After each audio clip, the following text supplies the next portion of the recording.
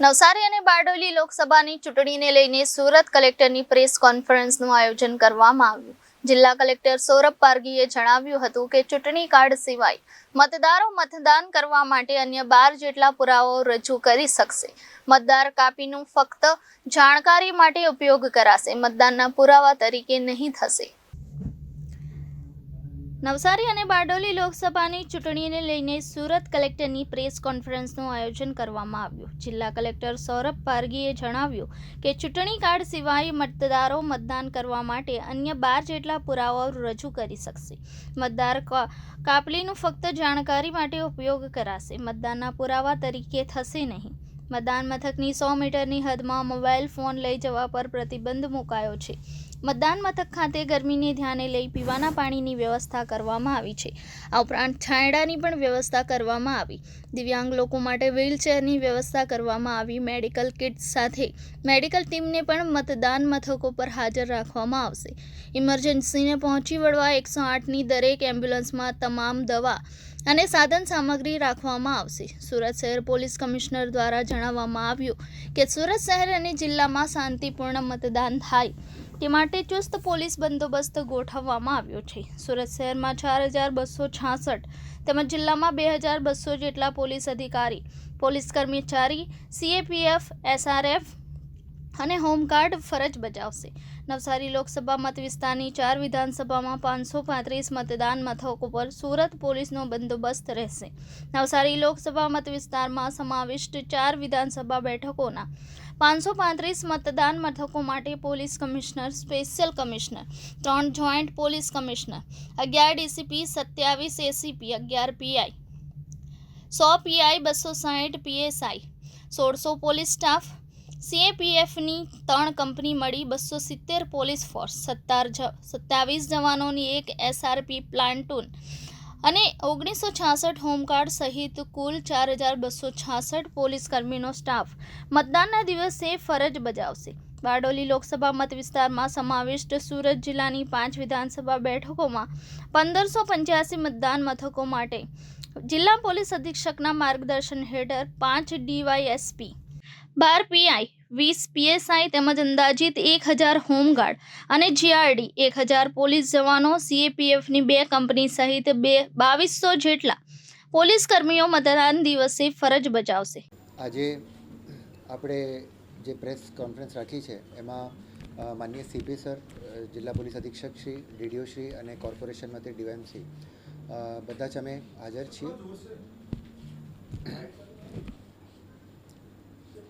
આપણે સૌ જાણીએ છીએ કે આવતીકાલે બારડોલી સંસદીય મતવિસ્તાર અને નવસારી સંસદીય મતવિસ્તારમાં સમાવિષ્ટ સુરત જિલ્લાની 9 અસેમ્બલી સેગમેન્ટ્સ માટે આવતીકાલે સવારે 7 વાગ્યાથી સાંજે 6 વાગ્યા સુધી મતદાન યોજવાના છે. આ બાબતમાં પહેલાં પણ મીડિયાના મિત્રોને જાણકારી આપેલી છે, પણ આપના થકી આજે સ્પેસિફિક રાખવાનું, જે પ્રેસ કોન્ફરન્સ રાખવાનું આશય એ છે કે ઇલેક્શનને લગતી કેટલીક બાબતો છે એ આપના થકી સિટીઝન્સને એની માહિતગાર કરવામાં આવે. તો જે મેં વાત કરી કે ટાઈમિંગ છે સવારે 7 વાગ્યાનું 6 વાગ્યા સુધીનું છે અને આપણે જે વોટર ઇન્ફોર્મેશન સ્લીપ છે એ દરેક વોટર્સને ઘરે ઘરે ત્યાં જઈને બીએલઓ દ્વારા ડિસ્ટ્રીબ્યુટ કરવામાં આવી છે. છતાં કોઈને સ્લીપ ના મળી હોય કે એ થઈ ગયા હોય તો ઇલેક્ટ્રોનિકલી પણ electoralsearch.in એમાં પણ ચેક કરી શકે છે. ઈસીઆઈની જે વેબસાઇટ છે એમાં પોતાનું નામ, ભાગ નંબર અને કયા મતદાન મથક ઉપર જઈને એમને વોટ નાખવાનું છે એ પણ એ જોઈ શકે છે. વોટ નાખવા માટે ઇલેક્શન કાર્ડ કે ઇપિક કાર્ડ છે એ તો છે જ, પણ એની સાથે 12 વૈકલ્પિક પુરાવા જેમ કે Aadhaar card, driving licence, pan card, MNREGA job card, bank passbook, smart card જે છે નેશનલ પોપ્યુલેશન રજિસ્ટર દ્વારા સ્માર્ટ કાર્ડ, પાસપોર્ટ, આ ટાઈપના જે 12 જેટલા ડોક્યુમેન્ટ્સ છે એ પણ માન્ય ડોક્યુમેન્ટ્સ છે. એની સાથે સાથે જ એક એ પણ જણાવવા માગીએ છીએ કે જે વોટર ઇન્ફોર્મેશન સ્લીપ, જે મતદાર કાપલી બીએલઓ દ્વારા ડિસ્ટ્રીબ્યુટ કરવામાં આવી છે એ ફક્ત લોકોની જાણકારી માટે છે, એનાથી મતદાન નહીં થઈ શકે, એટલે એ ખાસ ધ્યાનમાં રાખવાનું છે. તમામ મતદાન મથકની જે 100 મીટરની ત્રિજ્યામાં મોબાઈલ ફોન પણ લઈ જવાની જે છે મનાઈ છે, એટલે આનું આયોજન કરીને જ લોકો વોટ નાખવા નીકળે. ગરમીની સ્થિતિએ અમે મતદાન મથકો ઉપર વિશેષ સુવિધા કે ચોખ્ખા પીવાનું પાણી છે, શેડ છે, છાંયડાની જે વ્યવસ્થા છે, પછી મેડિકલ કિટ્સ છે, વ્હીલચેર વગેરે અને આ બધી જે વ્યવસ્થાઓ છે, જે અશોર્ડ મિનિમમ ફેસિલિટીઝ જે છે અમે ઊભી કરેલી છે. અને કોઈ પણ નાગરિકોને વોટ નાખતી વખતે તકલીફ ના પડે એને બાબતના પૂરતા પ્રયત્નો, પૂરતા જે ઇંતજામ છે એ તંત્ર દ્વારા કરવામાં આવેલ છે. દરેક જગ્યાએ 108ની એમ્બ્યુલન્સ સાથે પણ અમે પોલિંગ સ્ટેશન્સને માર્ક કર્યું છે, જેને કરીને કોઈ પણ પ્રોબ્લેમ થાય તો એનું સોલ્યુશન આવી શકે.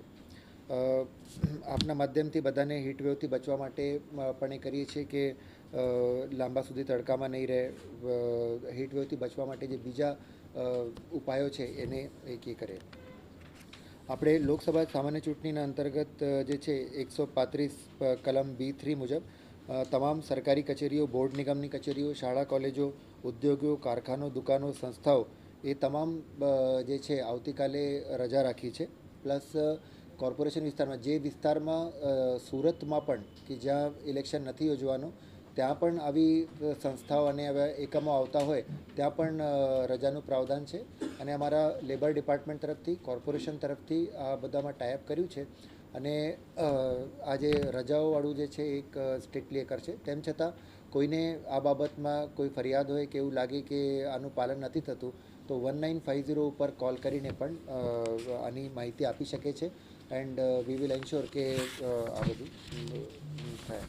બાકીની જે મતદારોની વિગતો છે, PWD અને 85+ મતદારોની જે હોમ વેટિંગ છે એ થઈ ચૂક્યું છે. આપણે આ વખતે મોડેલ મતદાન મથક, મહિલા સંચાલિત મતદાન મથક, યુવા મથકો આ પણ અમુક જગ્યાઓ પર કર્યું છે. વોટર સ્લિપનું વિતરણ પણ થઈ ચૂક્યું છે. બાકી આજે જેટલી પણ 9 એસેમ્બલી કોન્સ્ટિટ્યુએન્સીસ છે એમાંથી આપણે જે ડિસ્પેચિંગની કામગીરી છે એ ઓલમોસ્ટ પૂર્ણતાના આરે છે, એ પણ થઈ જશે. જિલ્લામાં 2800 મતદાન મથકો પૈકી ઓલમોસ્ટ 1450 જેટલા મતદાન મથકો ઉપર આપણે ડાયરેક્ટ વેબકાસ્ટિંગ પર કરવાના છીએ. પોસ્ટલ બેલેટથી જે લોકો પોસ્ટલ બેલેટ માટે જે 3 કેટેગરીના મતદારો હતા કે જે પોસ્ટલ બેલેટથી વોટિંગ આપવા માટે હકદાર હતા, એમાંથી 87% જેટલા લોકોએ વોટિંગ કરી દીધું છે. હોમ વોટિંગ પણ થઈ ગયું છે. કાઉન્ટિંગની અમે જે વાત કરી કે નવસારી અને બારડોલીમાં સોનગઢ ખાતે જે છે કાઉન્ટિંગ થવાની છે 4 તારીખે.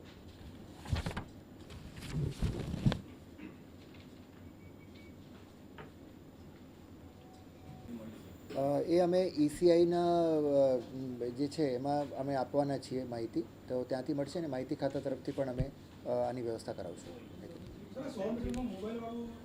જી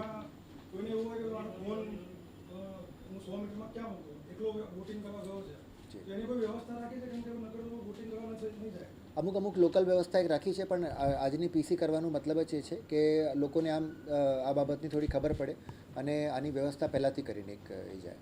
છતાં લોકલ લેવલ ઉપર કરતા હોય છે એક વ્યવસ્થા, બટ દરેક જગ્યા પણ એ પોસિબલ નથી રહેતું. એટલે બધાને વિનંતી છે કે કોઈ પોતાનો મોબાઈલ નહીં લઈને જાય મતદાન મથકો પર.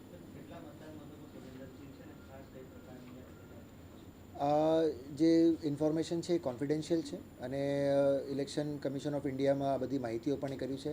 પણ જેટલે પણ જગ્યાઓ અમે આઈડેન્ટિફાય કરી છે આમાં પોલીસ તંત્ર દ્વારા બધા જ જે સાવચેતીના પગલાઓ છે એ બધા લઈ લેવાના આવે છે. હાથપારીના છે, પ્લસ પાસાને રિલેટેડ કમ્પ્લેન્ટ છે, એટલે CP સર ડિટેલમાં આપને બ્રીફ પણ કરશે. SP સાહેબ પણ છે. એમના તરફથી પૂરતા પગલાં લઈ લેવામાં આવેલ છે અને ભયમુક્ત વાતાવરણમાં મતદાન થશે એની હું પૂર્ણ આપને ખાતરી આપું છું. આવતીકાલે લોકસભાના ચૂંટણીમાં નવસારી લોકસભા અને બારડોલી લોકસભાના વિધાનસભાના વિસ્તારો જો સુરત કમિશનરેટમાં આવે છે એના માટે સંપૂર્ણ તૈયારીઓ કરી લેવામાં આવેલી છે. અને as per the guidelines of ECI તમામ જેટલા ડિપ્લોયમેન્ટ પોલીસના છે, પેરામિલિટરી ફોર્સીસના છે, આ કરી લેવામાં આવેલા છે. સેક્ટર પોલીસ મોબાઈલો અને બીજા અમારે QRT મોબાઈલો અને અલગ અલગ જો ક્રાઇમ બ્રાન્ચ, SOG અને PCBના મોબાઈલો જ્યાં જ્યાં અમારા જરૂરત મુજબના એરિયાઓ છે ત્યાં બધા ડિપ્લોયમેન્ટ કરી લેવામાં આવેલા છે. અને જ્યારથી ઇલેક્શનના જાહેરાત થઈ અને પછી આ દિવસ સુધી તક જેટલા બી એવા તથ્યો હતા જો નિષ્પક્ષ રીતે અને શાંતિપૂર્ણ ઢંગ સે ઇલેક્શનમાં બાધા ઉત્પન્ન કરી શકે તમામ લોકો ઉપર જો એ પ્રિવેન્ટિવ એક્શનના કાર્યવાહીઓ કરવામાં આવેલા છે અને અત્યારે પણ જો ઈવીએમ મશીનો ડિસ્પેચ થવાની કાર્યવાહી ચાલુ છે. ત્યાં પોલીસ તમામ જગ્યાએ બૂથો પર પહોંચી ગઈ છે અને આવતીકાલના જે ચૂંટણી ખૂબ સરસ અને સારા માહોલમાં થાય એની માટે સંપૂર્ણ તૈયારી સુરત શહેર પોલીસે કરી લીધી છે. ટોટલ સ્ટાફ અમે સંખ્યા નહીં બતાવી શકીએ તો ગાઈડલાઇન્સ પ્રમાણે, પરંતુ એટલા જ છે કે જો પેરામિલિટરી ફોર્सेस એસઆરપી, પોલીસ, હોમગાર્ડ આ તમામ પ્રકારના જેટલા બી ઈસીઆઈના ગાઈડલાઇન્સ પ્રમાણે હોવા જોઈએ એના તમામ જો પૂરી વ્યવસ્થા કરી લેવામાં આવેલી છે.